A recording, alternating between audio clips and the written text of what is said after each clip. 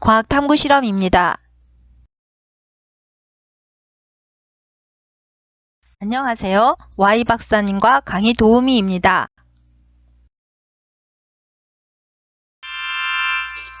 이번 탐구 주제는요.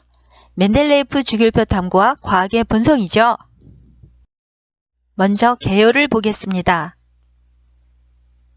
멘델레예프 주기율표가 만들어지기까지의 과정을 탐구하면서 원소들의 역사를 돌아보며 과학자들이 배치한 원소 배열의 규칙성을 알아보고 멘델레예프 주기율표가 만들어지기까지의 탐구 과정에서 과학의 본성이 무엇인지 살펴보겠습니다. 하나의 과학 이론이 정립되기까지는 이전에 많은 과학자들의 노력이 바탕이 되며 우연한 발견처럼 보이는 것들도 있습니다. 과학의 발견, 우연의 행운인가, 필연의 결과인가? 푸른 곰팡이라 불리는 최초의 항생제 페니실린의 발견이 있습니다. 1928년 영국의 알렉산더 플레밍은 포도상구균을 기르던 배양 접시를 실험실에 두고 휴가를 다녀옵니다. 플레밍의 실험실 아래층에서는 한 연구자가 곰팡이를 연구하고 있었습니다. 아래층에서 푸른색 곰팡이가 스며 올라와 플레밍의 배양 접시 위에 자라 있었고 휴가에서 돌아온 플레밍은 곰팡이 주변의 포도상구균이 깨끗하게 녹아있는 모습을 발견하게 되면서 연구 끝에 페니실린이 만들어지게 됩니다. 페니실린의 발견은 우연히 발생한 결과로 질병의 고통에서 인류를 구하고 있습니다. 이것은 우연히 얻게 된 행운이면서 플레밍의 끈질긴 탐구에 따른 결과이기도 하지요. 과학의 발견, 우연의 행운인가, 필연의 결과인가? 의복의 혁명, 나일론이 있습니다. 1932년 케로도스는 폴리에스테르 실험을 하고 있던 듀퐁사의 한 연구원이 폴리에스테르를 유리막대에 꼽고 길게 늘어나도록 하면서 실내를 돌아다니는 모습을 목격하게 됩니다. 케로도스는 폴리에스테르를 잡아당겨 내리면 폴리에스테르 속 분자들이 한 방향으로 늘어나면서 강도가 증가한다는 현상을 실험을 통해 확인하고 1935년 폴리아미드에서 나일론실을 뽑아내게 되지요.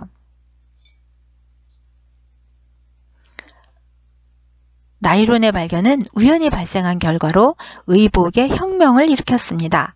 이것은 우연히 얻게 된 행운이면서 케로도스의 끈질긴 탐구에 따른 결과이기도 합니다. 원소가 발견된 역사를 탐방하러 가보겠습니다. 출발!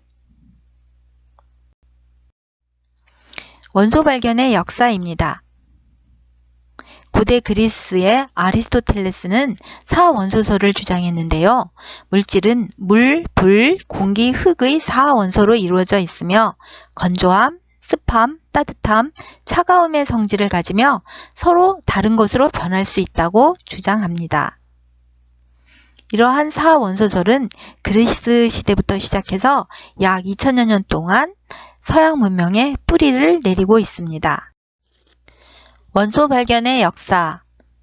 중세 라부아지에 라부아지에는 4원소설에서 불, 물, 공기, 흙이 기본이라 했는데 그중 물에서 수소를 분리해내어 물을 분해하면서 원소를 더 이상 분해하지 않는 물질로 정의하고 33종의 원소를 정리합니다. 그림은 라부아지에가 물에서 수소를 분리해내는 그런 과정의 그림입니다. 이렇게 됨으로써 2000여 년 동안의 사원소설을 부정하게 됩니다.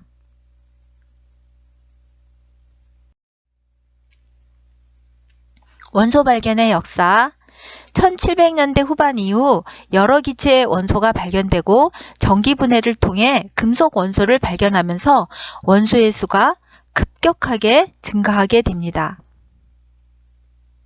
이후 과학자들은 원소 사이에 규칙성이 있을 것으로 생각하고 규칙성을 발견하기 위한 노력을 해왔습니다.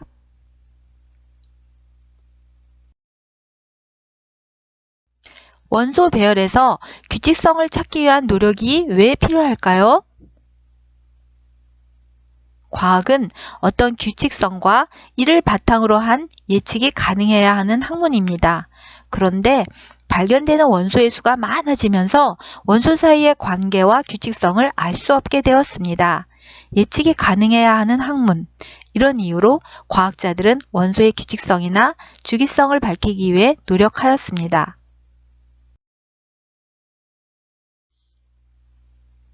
원소 배열에서 규칙성을 찾기 위한 노력의 필요성이 중요하다는 걸 아셨지요? 현대의 주기율표가 만들어지기까지 다양한 노력과 탐구에 대한 이해가 있습니다. 라부아지에의 원소 분류, 데베라이너의 세성 원소설, 쌍크루투아와 뉘렌지의 원소 배열이 있습니다. 과학자들이 노력한 원소 배열에 대한 규칙성을 이해하고 원소 배열에 따른 공통점과 차이점에 대해 탐구해 보겠습니다. 라부아지에의 분류입니다. 18세기 라부아지에는 연소설 이후에 발견된 수많은 화합물을 체계화하면서 33종의 원소를 정리했습니다. 라부아지에의 이 원소설의 의미는 원소를 성질에 따라 분류하여 원소의 공통점을 찾으려는 최초의 시도를 했다는 데 있습니다. 그렇지만 플로지스톤설에서 원소로 주장하는 빛과 열이나 당시에는 분해되지 않았던 생석회, 마그네시아 등의 물질도 원소로 생각했음에 한계가 있었습니다. 플로지스톤이란 불이 탈 때 무엇인가 빠져나가서 가벼운 재가 남는다고 하는데요. 바로 플로지스톤이라는 물질이 빠져나간다는 설입니다. 원소 배열에서 규칙성을 찾기 위한 노력 두 번째입니다. 데베라이너의 세상 원소설. 데베라이너는 화학적 성질이 비슷한 세 원소의 원자량 사이의 관계에 대해서 다음과 같이 설명합니다. 칼슘과 스트론튬과 바륨의 세상 원소에서 칼슘의 40과 바륨의 원자량 137을 더해서 2로 나누면 88.5라는 값이 나오는데요. 이 88.5라는 값은 가운데의 원소 스트론튬과 매우 유사한 값을 갖게 되지요. 그 아래 염소와 브로민과 아이오딘도 마찬가지입니다. 염소의 35에 해당하는 원자량과 아이오딘의 127의 원자량을 합해서 2로 나누면 81이 나오는데요. 이 81은 바로 가운데 원소인 브로민의 원자량과 비슷한 값을 갖습니다. 그리고 리튬, 나트륨, 칼륨 세 쌍 원소에서도요. 리튬의 7과 칼륨의 39를 더해서 2로 나누면 23이라는 숫자가 나오게 되는데 이것은 나트륨의 원자량과 같은 값을 갖게 됩니다. 처음과 끝 원소의 원자량 평균이 가운데 원소의 원자량과 비슷하다는 규칙이 바로 데베라이너의 세쌍 원소설이 되겠습니다. 원소 배열에서 규칙성을 찾기 위한 노력 세 번째입니다. 쌍크루투아와 뉘렌지의 원소 배열인데요. 쌍크루투아의 원소 배열은 16등분한 원기둥상에서 각 원소를 원자량에 상당하는 위치에 차례로 배열하면 비슷한 원소가 원기둥의 같은 선 위에 온다는 것입니다. 이 쌍크루투아의 이 원기둥을 땅의 나사라고도 하는데요. 여기서 보시면 0, 1, 2, 3, 4, 5, 6, 7, 8, 9, 12, 14에서 16까지 16등분으로 아래로 이렇게 나누게 되겠죠. 그리고 원자량의 크기에 따라서 사선으로 이렇게 돌아가게 됩니다. 이 원기둥을 펼친 것이 바로 이쪽에 있는데요. 수소가 배열이 되고요. 그리고 여기 리튬이 있습니다. 리튬이 배열이 되죠. 그리고 원자량의 순서에 따라서 베릴륨, 붕소, 탄소 이런 식으로 산소, 나트륨, 마그네슘 이렇게 배열을 쭉 선을 따라서 해가게 됩니다. 원자량의 크기에 따라서. 그렇게 되면 여기 리튬하고 나트륨이 있습니다. 그러면 이쪽에 리튬하고 나트륨 이게 같은 선이 되겠죠. 지금 요거는 여기 원통이 뒤집으면 얘하고 맞게 되겠습니다. 뉴렌즈의 원소 배열인데요. 뉴렌즈는 원자량의 순서를 그대로 반영했습니다. 그래서 크기 순서대로 배열해서 원소를 가로로 나열을 했는데요. 자, 수소 다음에 리튬이 나오죠. 그리고 당시에 발견된 그 원소의 원자량 순서대로 배열을 쭉 했더니 9번에 나트륨이 나오고 또 쭉 가서 16번에 칼륨이 나오는데요.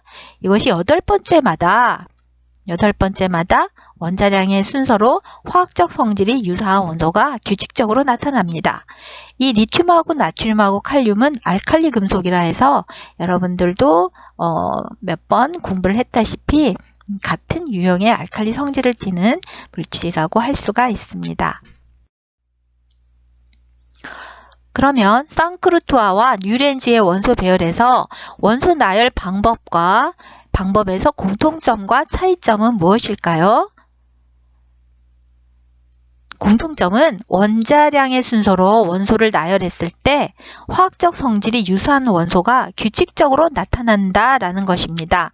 쌍크루토아에서도 리튬과 나트륨과 칼륨이 규칙적으로 나타나고 뉴렌즈에서도 규칙적으로 나타나게 되겠죠. 차이점은 뭐냐면 쌍크루토아는 원자량의 크기를 반영해서 원소를 가로로도 세로로도 나열을 했습니다. 그런데 뉴렌즈는 원자량의 순서만 반응해서 원소를 가로로 이렇게 나열을 하게 되지요. 자, 이번에는 멘델레예프 주기율표를 우리가 한번 직접 만들어 보기로 하겠습니다. 두 가지 활동을 하게 되는데요. 활동 1에서는 외계인 카드로 주기율표를 만들고 활동 2에서는 멘델레예프의 주기율표를 만들어 보겠습니다.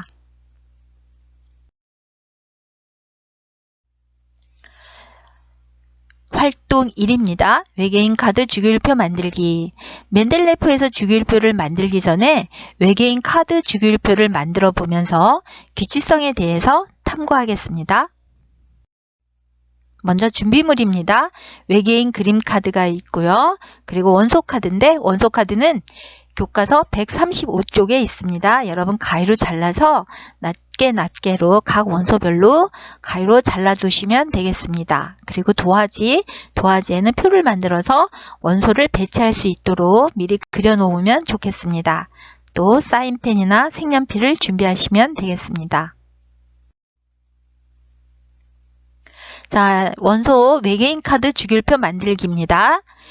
지금 보시면 외계인 카드가 있죠. 자, 이 외계인 카드가 상상 속에 여러 가지 기준들이 쭉 있을 수가 있겠는데요.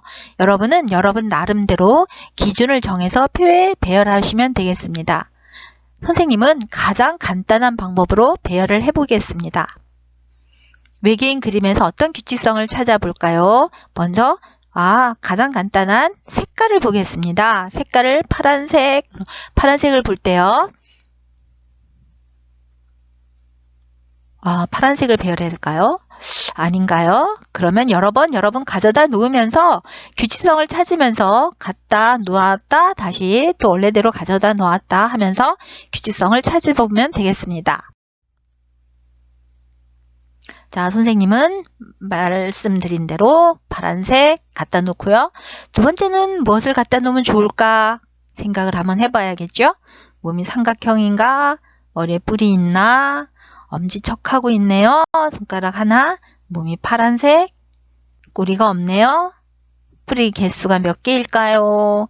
자, 이제 규칙을 정했나요? 규칙을 정했으면 우리가 선생님은 머리뿔 2개, 엄지는 똑같고요. 머리뿔 2개를 갖다 놨습니다. 자, 머리뿔 3개를 갖다 놨어요. 여러분 규칙을 정했나요? 자, 세로줄은 파란색으로 쭉 했는데요. 뿔의 수가 자꾸 늘어나고 있지요. 가로줄은 어떻게 하면 될까요? 가로줄은 핑크가 와야 될까요? 옐로우가 와야 될까요? 아니면 그린이 와야 될까요? 몸통이 삼각형이 와야 될까요? 아니면 동그라미, 네모, 꼬리나 손가락 수는 어떻게 해야 될까요? 여러분 규칙을 정했나요? 선생님은 간단하게 손가락 2개가 왔습니다. 그리고 삼각형, 몸통이 삼각형을 같은 라인에 배정을 했지요. 자, 먼저 배치한 외계인에 해당하는 규칙성을 남은 외계인에서 찾아서 배치해 봅니다.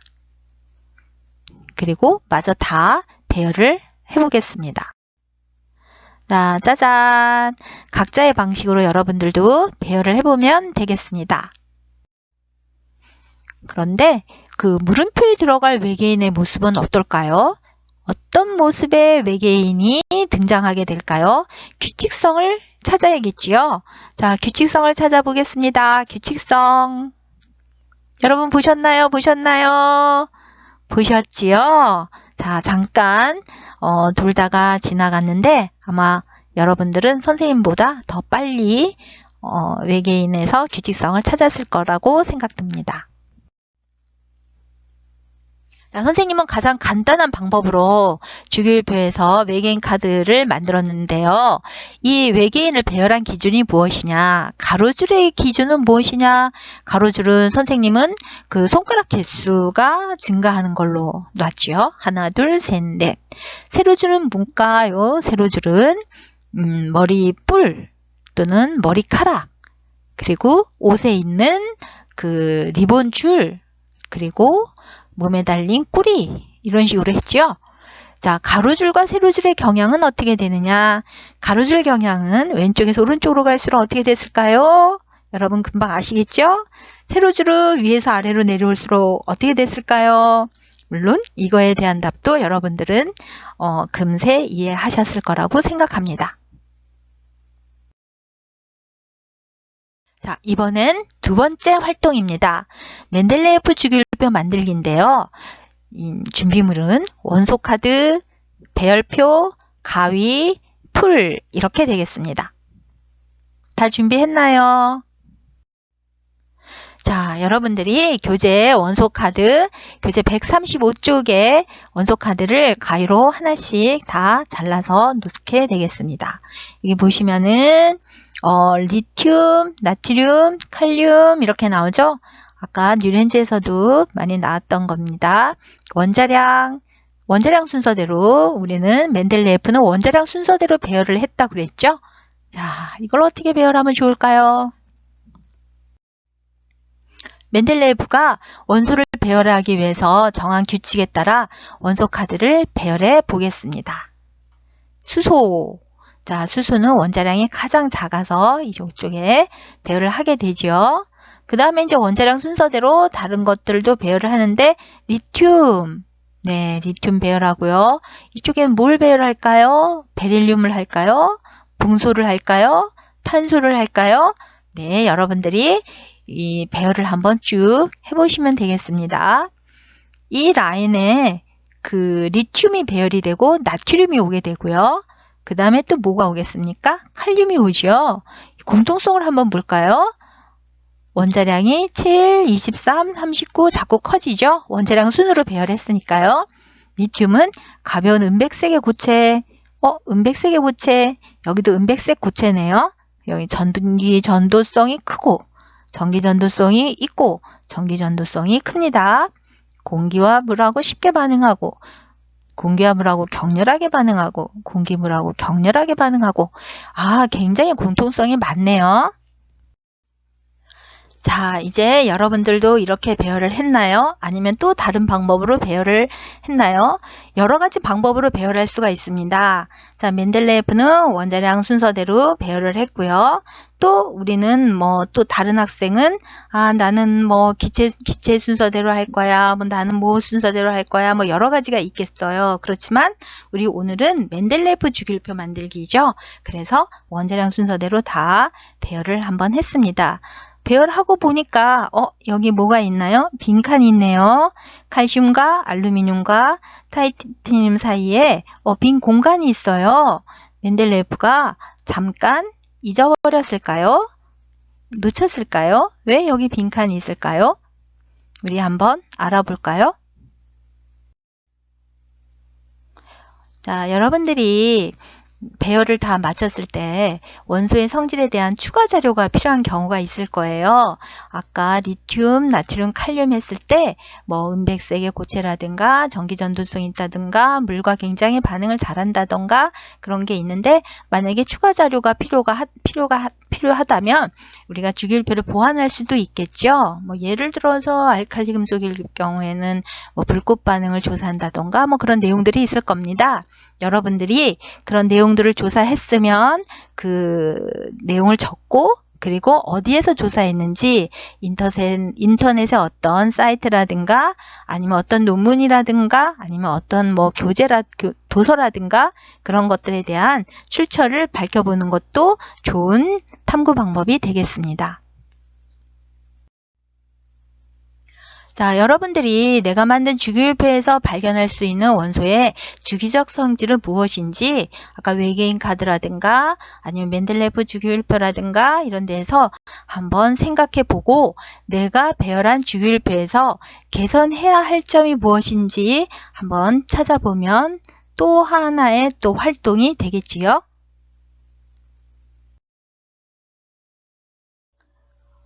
원소 배열에서 규칙성을 찾기 위한 노력을 우리가 했는데요. 원소의 규칙성을 찾아낸 과학자들의 노력을 정리해보고, 멘델레예프의 주기율표와의 공통점과 멘델레예프 주기율표에서 우수한 점이 무엇인지 한번 탐구해 보기로 합니다. 라부아지에와 그리고 데베라이너, 쌍크루트와 뉴렌즈, 그리고 멘델레예프 이런 식으로 한번 살펴봤는데, 다시 한번 요점 정리를 해보겠습니다. 라부아지에는 원소의 공통적인 성질을 바탕으로 원소를 분류한 최초의 시도를 했다고 했지요. 데베라이너는 화학적 성질이 비슷한 세 쌍의 원소를 발견하고 세 쌍 원소의 원자량 사이의 관계를 알아냈습니다. 계산해 보니까 참 재밌었지요? 쌍크루트와입니다. 쌍크루트와는 땅의 나사라고 하는 원자량을 기준으로 원통에 점을 찍었을 때 원통의 같은 줄에 화학적 성질이 비슷한 원소가 위치한다는 것을 보여주었습니다. 뉴렌즈는 원자량 순서대로 원소의 번호를 매겼더니 8번째마다 화학적으로 성질이 비슷한 원소가 나타났습니다. 멘델레예프는 원자량 순서로 원소를 배열하면서 원소의 성질이 주기적으로 변하며 원자 한 개와 결합하는 산소의 수도 주기적으로 변한다는 것을 알았습니다.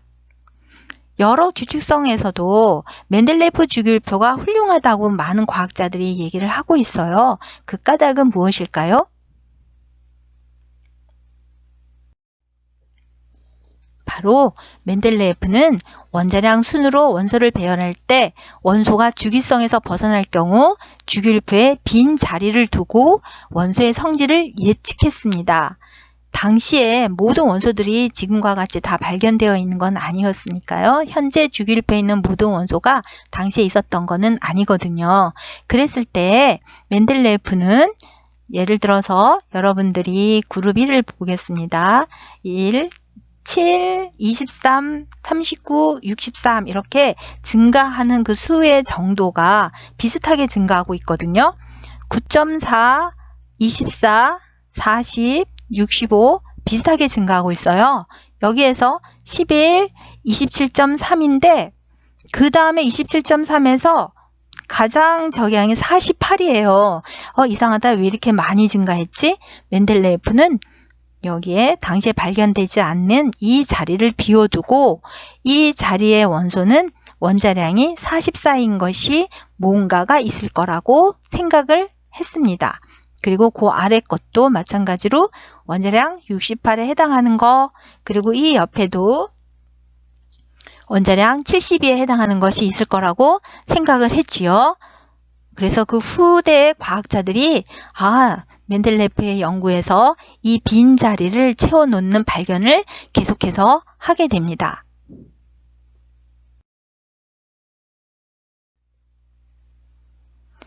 이렇게 원소의 규칙성을 찾기 위한 노력의 자취를 우리는 탐구해 보았습니다.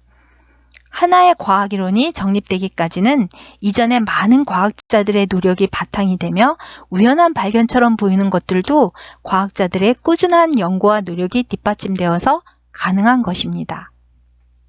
과학의 본성은 과학의 발전은 여러 과학자의 꾸준한 연구와 실험으로 발견된 과학 지식과 이를 바탕으로 한 우연한 발견으로 인해 과학의 큰 발전이 일어나기도 합니다. 우리가 이러한 것들을 과학의 본성이라고 말을 하게 됩니다.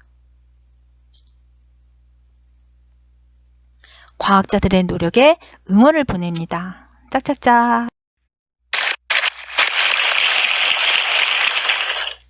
네, 멘델레예프 주기율표를 마치고요. 다음 차시에는 잠시만요. 네, 저작권 및 초상권에 대한 공지입니다.